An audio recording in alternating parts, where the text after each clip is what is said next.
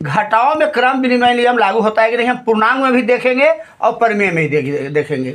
तो मान लीजिए पूर्णांक संख्या 4 में हम 6 घटाए तो -2 आया, और 6 में अगर हम -4 घटाते हैं स्थान बदल करके तो +2 आता है। यहाँ क्रम विनिमय नियम लागू नहीं होगा, काहे कि यहाँ +2 आ रहा है, यहाँ -2 आ रहा है।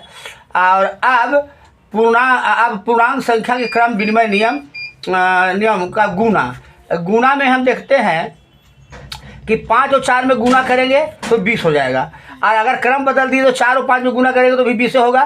तो पूर्णांक संख्या में क्रम विनिमय नियम लागू होता है। परिमेय संख्या में क्रम विनिमय नियम के तहत क्रम विनिमय नियम लागू होता है कि नहीं परिमेय संख्या में, तो इसमें लागू होगा। अंश में गुना होता है, 4 दूना के 8, इधर ध्यान नहीं दीजिए, 4 दूना के 8 और 4 12। अब जगह बदल दिए 4/3 गुणे 2/4, तो 4 दूनी के 8/12, यानी परिमेय संख्या के गुना में कम्युनिकेटिव ला लगता है। क्रम विनिमय नियम का भाग को हम देखते हैं कि क्रम विनिमय नियम से पूर्णांक संख्या और परिमेय संख्या में भाग की क्रिया की जा सकती है कि नहीं। तो देखते हैं पूर्णांक संख्या में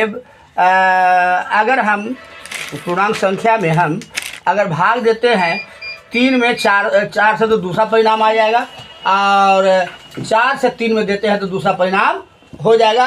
तो पूर्ण संख्या के भाग में क्रम विनिमय नियम लागू नहीं होगा। अब परिमेय संख्या के भाग में क्रम विनिमय लागू होगा कि नहीं होगा, तो इसमें हमको देखना पड़ेगा। 4/2 है और यहाँ भागा 3/4 है। अब 4/2 और भाग देने से रिस्पोकल हो जाएगा 4/3, तो 4 चौके 16, 4 3 12/8 है, 12/8। अब यहाँ स्थान को बदल देते हैं, 4/3 ले आते हैं, अब यहाँ 4/2 ले आते हैं।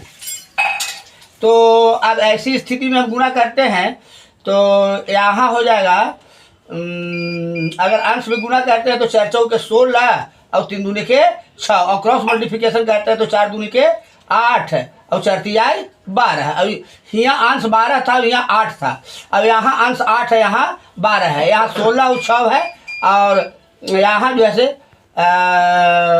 16 और 6 होगा। इस तरह से अंश में कहता है कि P/Q में भाग में क्रम विनिमय नियम लागू नहीं होगा।